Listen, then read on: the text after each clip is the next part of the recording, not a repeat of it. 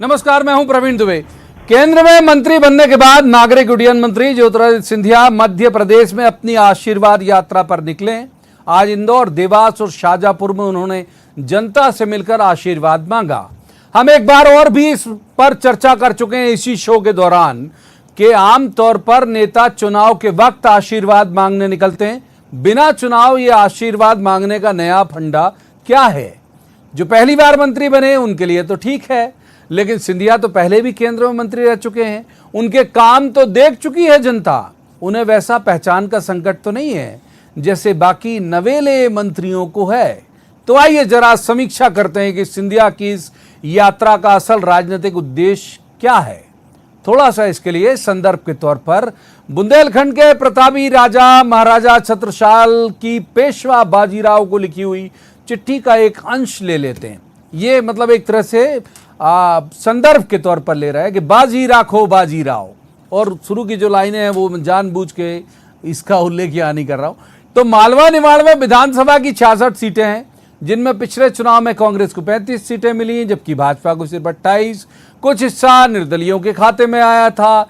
ये इलाका संघ और भाजपा के स्ट्रांग होल्ड वाला भी कहा जाता है। सिंधिया इस इलाके को फिर से भाजपा के प्रभाव में लाने का प्रयास करेंगे। दूसरा, कई सिंधिया समर्थक भी कांग्रेस छोड़कर भाजपा में आए, और जाहिर बात है आप सब देख रहे होंगे सिंधिया समर्थक जो भी आते हैं चाहे मंत्री बन जाए, उनकी identity care of Jyotiraditya Scindia ही होती है। तो उनकी लोकप्रियता बनाए रखना भी बतौर नेता सिंधिया की ही जिम्मेदारी है। इस यात्रा का एक पहलू और है। दरअसल सिंधिया दौरा भले ही मध्य प्रदेश में कर रहे हों, लेकिन पार्टी उन्हें ओबीसी मराठा नेता के तौर पर स्थापित करना चाहती है। तो वीर मराठों के साम्राज्य का हिस्सा पवार भी थे, होलकर भी थे और सिंधिया भी थे।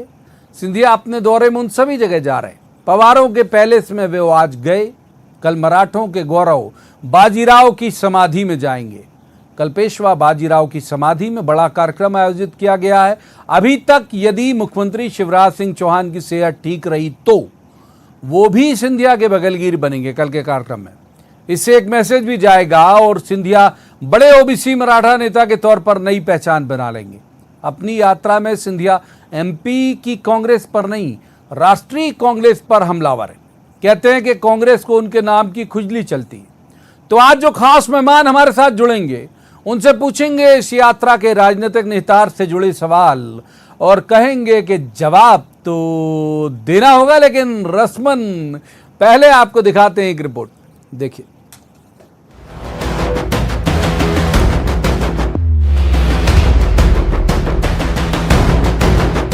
एमपी में आशीर्वाद यात्रा पर निकले 3 केंद्रीय मंत्रियों में सबसे ज्यादा सुर्खियां सिंधिया बटोर रहे हैं।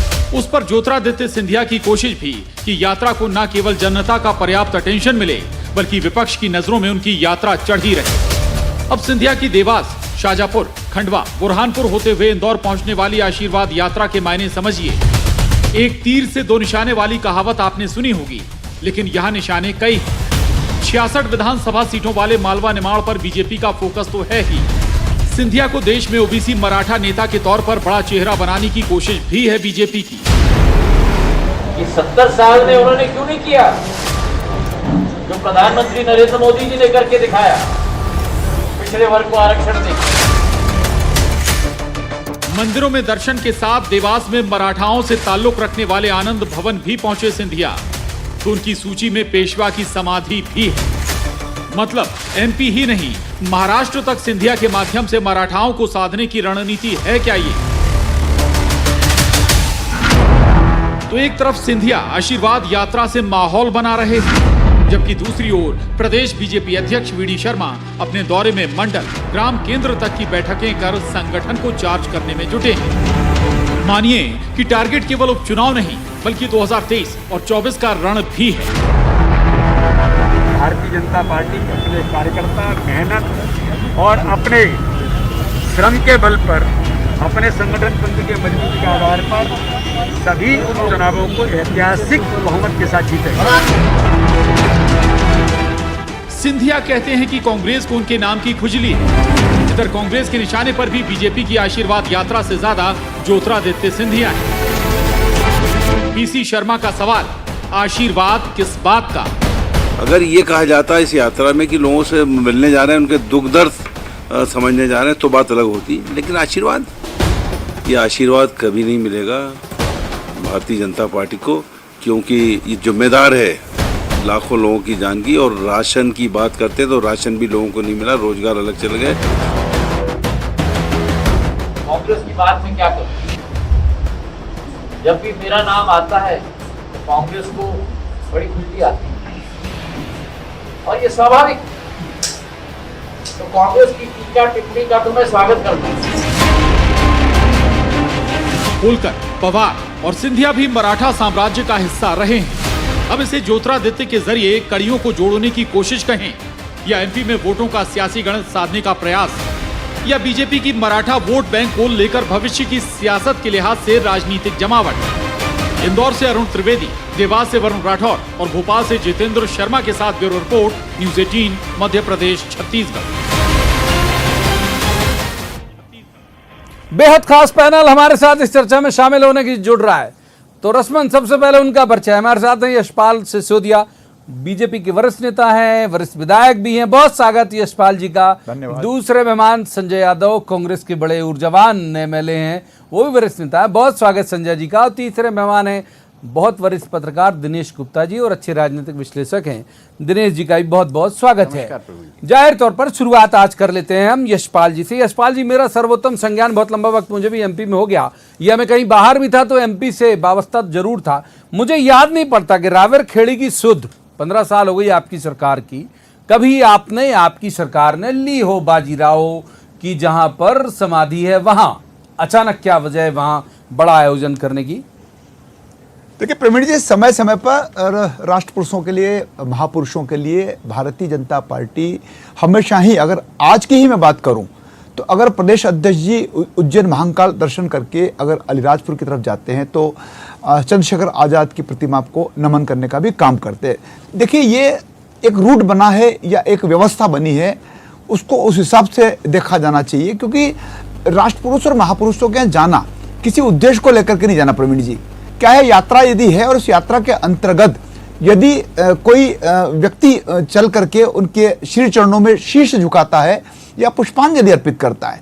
देखिए, हम लोग भी जब चुनाव प्रचार में जाते हैं या समय समय पर, जैसे भीमराव अंबेडकर जी की जन्म जयंती का धर्म संकट खत्म करता हूं, पॉलिटिकल सवाल कर लेता हूं। कांग्रेस पूछ रही है किस बात का आशीर्वाद? नहीं, जो आशीर्वाद यात्रा निकल रही है, कह रहे कांग्रेस के सवाल है कि सब किस बात का आशीर्वाद? नहीं, देखिए प्रवीण जी, मेरा कोई धर्म संकट नहीं है। एक स्थान पर जा करके अगर श्रद्धा के सुमन अर्पित करना है या नमन करना है तो उसको किसी भी नजरिए से, राजनीतिक दृष्टिकोण से, राजनीतिक नजरिए से नहीं देखा जाना चाहिए। आपका कहना ठीक हो सकता है कि पिछले 15 वर्षों में कोई नेता क्यों नहीं पहुंचा। अरे तब नहीं पहुंचा तो अब पहुंचा, और एक श्रृंखला अगर बनती प्रवीण जी तो लाइन का आशीर्वाद पे बोल दीजिए। हाँ, ये मैं बोलूंगा, बिल्कुल बोलूंगा प्रवीण जी। जनता के बीच में जनता का आशीर्वाद या जन आशीर्वाद रैली भारतीय जनता पार्टी के लिए प्रवीण जी कोई नई नहीं है। देखिए, शिवराज सिंह जी चौहान तब जब मुख्यमंत्री रहे हैं, और तब भी उन्होंने चुनावों से पहले भी और चुनावों के बाद भी लगातार जन आशीर्वाद जो एजेंडा है वो भारतीय जनता पार्टी के संगठन का है। देखिए, अगर ये यात्रा निकल रही है तो जनप्रतिनिधि के हिसाब से नहीं निकल रही प्रवीण जी, ये भारतीय जनता पार्टी का संगठन डिजाइन करता है। और उसको प्रवीण जी नाम ही दिया जन आशीर्वाद। तो जन आशीर्वाद यदि हो रहा है तो वो जहां जहां भी निर्धारित है, देवास का है, इंदौर का है, तो आगरमालवा का है, तो ये कार्यक्रम की रूपरेखा भारतीय जनता पार्टी का संगठन तय करता है। ठीक है, पहले सवाल बहुत वक्त दिया यशपाल जी, बहुत वक्त दिया पहले सवाल में। अब संजय जी को इन करते। संजय जी, जो मोटी मोटी बात समझ में आई यशपाल जी की बात से, वो ये कह रहे हैं कि ये तो आशीर्वाद के अभिलाषी लोग हैं, ये अक्सर यात्राएं निकाल लेते हैं, आप लोगों को जरूरत नहीं इसलिए आप निकालते नहीं, और कोई दूसरा निकालता है तो मजाक करते हो आप लोग या उस पर कटाक्ष करते हो। संजय जी, देखिए,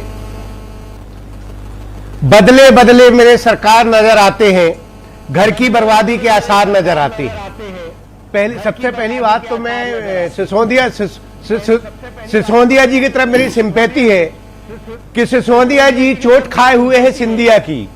इतने सीनियर आदमी, उनको प्रवक्ताओं की लाइन में खड़ा कर दिया, जो मंत्री बनने योग्य हैं, जो चेयरमैन बनने योग्य हैं। आज सिंधिया से सबसे ज्यादा चोट खाए हैं तो सिसोदिया जी। वास्तव में सिंधिया जी को आशीर्वाद नहीं क्षमा यात्रा निकालना चाहिए, क्योंकि जब सिंधिया जी ने कांग्रेस छोड़ी थी, ये कहा था कि कांग्रेस में रहकर मैं सेवा नहीं कर पा रहा हूं, उन शिक्षकों की बात की थी, किसानों की बात की थी, सड़क पर उतरने की बात की थी। आज क्या है, वो शिक्षक खुश हो गए? आज क्या वो किसान खुश हो गए? किस बात का आशीर्वाद? आशीर्वाद उस बात का कोविड में इतने लोग मारे गए, उस बात का आशीर्वाद। महंगाई बढ़ गई है, उस बात का आशीर्वाद। आज किसानों की जो बर्बादी, बिजली के बिल बढ़ गए हैं, उस बात का आशीर्वाद। ये तो आशीर्वाद सिंधिया जी अपना दबाव बना रहे भारतीय जनता पार्टी के ऊपर। आज मैंने अखबारों में पढ़ा कि आज जो प्रवक्ता भारतीय जनता पार्टी में बनाए गए हैं, ढेरों बना दिए गए हैं, शायद भारतीय जनता पार्टी को नहीं। क्यों? सिंधिया जी का पूरा फोकस है दबाव बनाने के ऊपर कि मैं ज्यादा से ज्यादा अपने चेयरमैन बनवा सकूं। आज भारतीय जनता पार्टी का जो संगठन कहलाता था पूर्व में कि एक सीमित कमेटी रहती रही, लेकिन आज सिंधिया के दबाव में कितनी बड़ी कमेटी बना दी गई है। तो ये सिंधिया जी का भाजपा के ऊपर दबाव है। निश्चित रूप से आज भारतीय जनता पार्टी के संगठन वो नहीं रह गया। अगर जन आशीर्वाद माननीय शिवराज जी ने विधानसभा के पहले निकाली थी तो उसको जनता ने क्यों नकार दिया? अब सिंधिया की जरूरत क्या पड़ी? क्या नुकसान है? ये पार्टी बड़ी कर ले, कारखानी बड़ी कर ले, आपको क्या नुकसान भाई? देखिए जनता के लिए क्या कर रहे हैं आप? जनता के लिए क्या कर रहे हैं? आज जनता आज महंगाई से मारी जा रही। आपने इवेंट मैनेजमेंट बनाया, 27 लाख रुपए, आप 27 करोड़ आपने प्रचार में खर्च कर दिए। खाद्यान्न में 27 करोड़ की आप दाल दे सकते थे। आप उसका क्षमा याचना यात्रा निकालना चाहिए कि कोविड में इतने लोग मारे गए। और मैं प्रवीण जी आपसे पूछना चाहता हूं, सिसोदिया जी से, क्या तीसरी लहर की संभावना नहीं है क्या? अगर तीसरी लहर खत्म हो गई तो आपको सरकार को घोषित करना चाहिए कि तीसरी लहर नहीं आएगी, इसलिए हम न कोविड के नियमों का पालन करेंगे, न सोशल डिस्टेंसिंग का पालन करेंगे। जो नियम है सिर्फ आम जनता के लिए है कि सोशल डिस्टेंसिंग बनाइए, मास्क का प्रयोग करिए। क्या ये भाजपा के लिए नहीं है? आपको पहले सरकार को डिक्लेयर करना पड़ेगा। संजय जी, बहुत वक्त आपको भी दिया। मैं पहले सवाल में वक्त देता हूं पॉलिटिकल गेस्ट को कि उनकी सारी बातें आ जाए। संजय जी, अब मैं दिनेश जी को इन करता हूं। दिनेश जी, बाजीराव पेशवा ने एक मराठा एसोसिएशन का गठन किया था जिसमें गुजरात के गायकवाड़, वो जितने वीर थे उतने ही बड़े उनकी पॉलिटिकल समझ भी थी, उसकी बहुत सराहना होती है, इसलिए शायद वो कोई भी अपने जीवन का युद्ध नहीं हारे। तो उन्होंने गुजरात के गायकवाड़ जोड़े, ग्वालियर के शिंदे यानी सिंधिया जोड़े, नागपुर के भोंसले जोड़े और इंदौर के होलकर जोड़े। ये अभी जो सिंधिया जी की यात्रा है और जो मैं परिभाषित कर पा रहा हूं कि आपको भी लगता है कि वजह वही है जो इनका केंद्रीय नेतृत्व है, वो चाहता है कि इन्हें एक ओबीसी मराठा लीडर के तौर पर स्थापित किया जाए। रूट क्या इसी वजह से ये सब प्लान किया गया है? क्या इसी वजह से बाजीराव की समाधि भी याद आई? दिनेश जी। बिल्कुल, देखिए प्रवीण जी, सिंधिया जी के भारतीय जनता पार्टी में आने के बाद ये पहली आधिकारिक यात्रा, अधिकृत यात्रा, जिसका पूरा इंतजाम भारतीय जनता पार्टी के संगठन ने किया है। तो निश्चित तौर पर ये जो यात्रा है उसका राजनीतिक उद्देश्य मालवा का वो इलाका है जहां मराठों का प्रभाव रहा है। आप देखेंगे कि सुमित्रा महाजन को जब टिकट नहीं दी गई, उसके बाद उस पूरे अंचल में कहीं ना कहीं ये भी महसूस किया गया कि एक महाराष्ट्रियन चेहरा भी हो जो उस क्षेत्र में अपने वोटर को बांध के रख सके। तो एक रीजन तो पॉलिटिकल वो है ही, और केवल एमपी नहीं, माने एक मराठा लीडर के तौर पर देश भर का मराठा लीडर। मैं उसी पर आ रहा हूं प्रवीण जी। दूसरा, जिस तरह से भारतीय जनता पार्टी की केंद्र की सरकार ने ओबीसी आरक्षण का जो फैसला लिया है, उसके बाद इसका जो आप यात्राएं हैं, आप देखिए यात्राओं का उद्देश्य उस फैसले से ही कहीं ना कहीं जुड़ा हुआ। जो जन आशीर्वाद की जो बात हो रही है, मुझे लगता है वो उसी फैसले से जुड़ी हुई है। तो आज जब आप यात्रा पर निकलते हैं और ऐसे चेहरे निकलते हैं जो कहीं ना कहीं ओबीसी कैटेगरी में भी आते हैं, चाहे वो मध्य प्रदेश में हो, महाराष्ट्र में हो, गुजरात में हो या उत्तर प्रदेश में हो, तो सभी तरफ एक ऐसे चेहरे की आवश्यकता जो है भारतीय जनता पार्टी में हमेशा से रही, जो मराठा नेतृत्व प्रदान कर सके। तो निश्चित तौर पर जो सिंधिया के रूप में ये जो चेहरा मिला है भारतीय जनता पार्टी को, तो वो चुनाव के समय इसको प्रोजेक्ट नहीं करी, ये चुनाव की तैयारी के हिसाब से आगे। मैं यही कह रहा हूँ, एमपी ने केवल देश भर। एक बार यशपाल जी को इन कर लेते हैं। यशपाल जी, बहुत सारे गंभीर आरोप लगाए आपके प्रतिद्वंदी सदन के सहयोगी संजय जी ने। उन्होंने कहा कि क्षमा याचना करना चाहिए आपको, आशीर्वाद क्यों मांग रहे हो आप लोग? एक और वो दूसरा कह रहे हैं कि दबाव बना रहे हैं सिंधिया अपनी पार्टी में, और जिस तरह से दिनेश जी ने भी कहा कि सारा अरेंजमेंट पार्टी कर रही है तो वो दबाव बना रहे हैं। और नंबर 3 वो कह रहे हैं तीसरी लहर की संभावना नहीं है क्या, जो इस तरह से जंका मंका के साथ जंगी जो है रैलियां निकल रही। सिलसिलेवार जवाब इस पर। देखिए प्रवीण जी, दबाव का इसलिए प्रश्न नहीं है कि सिंधिया जी भारतीय जनता पार्टी के संगठन का जो अनुशासन है और संगठन जिस प्रकार से चालना देने का काम करता है, उस रंग में सिंधिया जी रंग गए हैं और उसी के आधार पर संगठनात्मक दृष्टिकोण से जब जब जो कार्यक्रम आएंगे उसमें सिंधिया जी की अपनी उपस्थिति भी, और सिंधिया जी उस दल में आए हैं जिस दल में अनुशासन है, जिस दल में इज्जत है, जिस दल में किसी भी व्यक्ति को, फिर चाहे वो छोटा कार्यकर्ता हो चाहे बड़े ओहदे पर बैठने वाला हो, उसको संगठन उसको आगे बढ़ाने का भी काम करता है, सहयोग करने का भी काम करता है। और जब सिंधिया जी हमारी तरफ आए हैं और उनको जब केंद्र की सरकार की तरफ से जिम्मेदारी मिली है तो संगठन का ही तो प्रवीण जी दायित्व बनता है कि उनको जनता के बीच में जन आशीर्वाद के माध्यम से भी, और जो कुछ भारत की सरकार मोदी जी के नेतृत्व में कर रही है, मध्य प्रदेश की सरकार शिवराज जी के नेतृत्व में काम कर रही है, उसको जन जन तक पहुंचाने का काम भी हमारा। अन्यथा कांग्रेस तो देखिए प्रवीण जी, अभी मैं पीसी शर्मा जी को सुन रहा था, उन्होंने तो कभी गरीब की चिंता करी नहीं है, अब उनको खाद्यान्न आवंटन में भी तकलीफ हो रही है, उस झोले पे भी तकलीफ हो रही है। और जहां तक संजय जी ने जो बातें कही है, देखिए कोविड का तीसरी लहर अपनी जगह, किस आशंका संभावना से इनकार नहीं किया जा सकता, मैं भी इस बात को स्वीकार करता हूं। सावधानियां भी हमको बरतना है, लेकिन जो काम करने के हैं, जो करने के काम है, करनी काम है तो करना भी पड़ेंगे। कांग्रेस करने पड़ेंगे, ठीक है। क्या कांग्रेस कहीं ये वजह तो नहीं है कि 66 सीटें हैं, पिछली बार ठीक ठीक कर गए थे आप लोग वहां पर, हालांकि उतना नुकसान बीजेपी को नहीं हुआ, लेकिन फिर भी आपकी तुलना में थोड़ा कम थी बीजेपी। वही चिंता तो नहीं है कि ऐसा तो नहीं कि सिंधिया जी साध लें, वो बड़ी निर्णायक सीटें होती हैं, वो और महाकौशल और विंध्य 3 ही तो हैं जो गवर्नमेंट बना देते हैं। संजय यादव जी, इसीलिए तो नहीं डर रहे हो आप सिंधिया जी की यात्रा से? देखिए महाकौशल में तो ना सिंधिया जी का कुछ है ना भारतीय जनता पार्टी का कुछ है। रही मालवा की बात, तो मालवा में क्या कैलाश विजयवर्गीय जी राजनीति छोड़ दिए हैं क्या भारतीय जनता पार्टी के जो स्थापित नेता थे जिन्होंने वर्षों मालवा में अपना स्थापित किया है, क्या हमारे सिसोदिया जी क्या सिंधिया के समकक्ष नहीं है क्या? मुझे तो बड़ा दुख होता है, इतने अच्छे व्यक्ति, हमारे तीसरी बार के विधायक, सीनियर आदमी, बहुत समझदार आदमी, आज उनको सिंधिया के कारण मंत्री नहीं बनाया गया, सिंधिया जी के कारण उनको कोई चेयरमैन नहीं बनाया गया। तो क्या मंदसौर इस तरफ क्या हमारे सिसोदिया जी की आशीर्वाद की जरूरत है कि सिंधिया जी के आशीर्वाद लेने की जरूरत है? वहां के जो स्थापित लीडर थे भारतीय जनता पार्टी के, वो कहां चले गए? उनको नेपथ्य में भारतीय जनता पार्टी क्यों डाल रही? क्यों? क्योंकि उन्होंने गलतियां की थी क्या? और ये मान के चल रहा है कि सिंधिया जी ने कोई गलती नहीं की थी। तो भारतीय जनता पार्टी इस यात्रा निकालकर ये बताना चाहती है कि भारतीय जनता पार्टी से गलती हुई होगी, इसलिए सिंधिया जी को वो आशीर्वाद दे दो। अब आदमी व्यक्ति किस किस को आशीर्वाद दे? सिंधिया जी ने किया क्या है? सिंधिया जी ने कहा रहा शिक्षकों के लिए हम आंदोलन करेंगे, तो क्या आज शिक्षकों की समस्याएं हल हो गई क्या? मैं ये पूछना चाहता हूं सिसोदिया जी से, किसानों की समस्याएं हल हो गई क्या? बेरोजगारी की समस्या खत्म हो गई क्या? अगर ये समस्याएं खत्म हो गई हो तो जन आशीर्वाद निकालना उचित है, लेकिन ये समस्याएं जस की तस बनी हो और समस्याएं बढ़ गई हैं। कोविड काल के समय हमारे सिसोदिया जी से मैं कुछ सीखता हूं। कोविड काल के समय आज हम कोई भी विकास कार्य की बात लेके जाते हैं तो ये बता दिया जाता है कि पैसा नहीं है, वो फिर जन आशीर्वाद के लिए पैसे वैसे कहां से इकट्ठा हो रहा? ये तो संगठन कर रहा होगा ना, तो संगठन तो व्यवस्था किसी के बहुत छोटा जवाब सिसोदिया साहब, फिर दिनेश जी करूंगा, बहुत देर से नहीं किया, वाजिब बात उठा रहे हैं। वो कह रहे हैं कि सारे मुद्दे खत्म हो गए क्या? आपने सब एड्रेस कर लिया तो फिर मांगिए आशीर्वाद।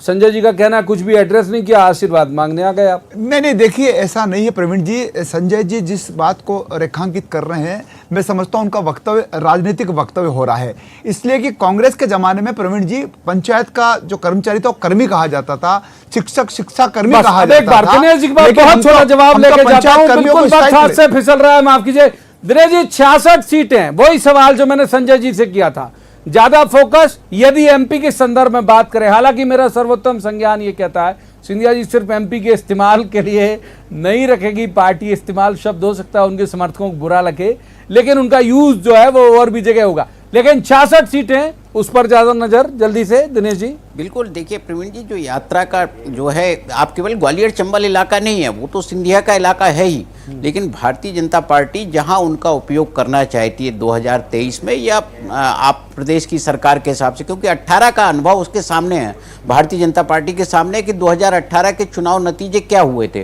और 2018 का कैंपेन भी भारतीय जनता पार्टी को याद है। इस कारण भारतीय जनता पार्टी उसका पूरा उपयोग कर रही है कि सिंधिया पूरा उपयोग करेगी। माफ कीजिए, ज्यादा वक्त नहीं दे पाया दिनेश जी को, क्योंकि चर्चा के लिए इतना ही वक्त मुकर्रर था। बहुत शुक्रिया यशपाल जी का, बहुत शुक्रिया संजय जी का, बहुत शुक्रिया दिनेश जी का। लेकिन जो बात जिससे हमने शुरुआत की थी उसी नोट के साथ खत्म करने लायक है कि इस यात्रा का एक निहितार्थ नहीं है जो आपको दिख रहा होगा, इस यात्रा के बहुत सारे निहितार्थ है, जिनमें मध्य प्रदेश में भी है, मध्य प्रदेश की वो सीटें भी शामिल हैं, मालवा निमाड़ की, जिनमें मराठी वाला एंगल भी बहुत शामिल है, जो हमने जिक्र किया बाजीराव से लेके और जाने कब तक का। और उनमें एक जिक्र ये भी शामिल है कि जो देश की कांग्रेस यानी राष्ट्रीय कांग्रेस है, उसको भी जवाब एमपी की सरजमी से दिया जाए। तो बहुत सारे निहितार्थ हैं। कौन कितना इस पूरे लक्ष्य को हासिल करने में सफल होगा, ये आने वाला वक्त बताएगा। अभी तो फिलवक्त जो जहाँ जहाँ यात्रा निकल रही है उसको देखते रहिए, और उनके जो भी बयान आते रहे उनको देख के जो भी आपके मन में भाव उठते हैं उन्हें पल्लवित करिए। आज की चर्चा में इतना ही। कल किसी खास मसले पर खास पैनल के साथ बैठेंगे और कहेंगे जवाब तो देना होगा। तब तक आप देखते रहिए न्यूज़ 18 मध्य प्रदेश छत्तीसगढ़।